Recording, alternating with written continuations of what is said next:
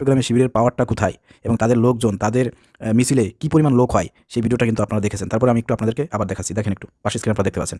দেখেন, ইতিহাসের এবার সবচাইতে চট্টগ্রামের মাটিতে এবং মানুষের ইতিহাসে এই চট্টগ্রামেতে সবচাইতে বড় বিক্ষোভ মিছিল করেছে ইসলামী ছাত্র শিবিরের ব্যানারে। দেখছেন আপনারা?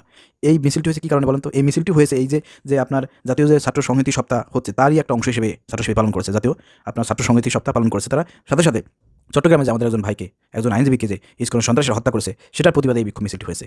দেখেন এই বিক্ষোভ মিছিলে কত হাজার হাজার মানুষ, কত বড় বিক্ষোভ মিছিল।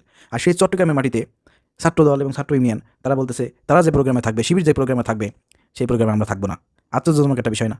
মানে মাথা মোটা কাকে বলে, কত প্রকার কী কী, এদেরকে দেখলে পারে বোঝা যায়। অথচ আমরা দেখতেছি বিভিন্ন টিভি প্রোগ্রামে সেখানে সেক্রেটারি, শিবিরের সেক্রেটারি এবং ছাত্রদলের সেক্রেটারি, আবার সমন্বয়কদের মধ্যে একজন, তারা প্রোগ্রাম করতেছে। ওইখানে তো আপনারা সবাই ঠিকই যাচ্ছেন। আবার দেখলাম যে গতকালকে সেখানে শিবিরের সভাপতি, আবার ছাত্রদলের সভাপতি, আবার হাসানাতের সঙ্গে আপনারা বৈঠক করতেছেন। সেখানে তো একসাথে আপনারা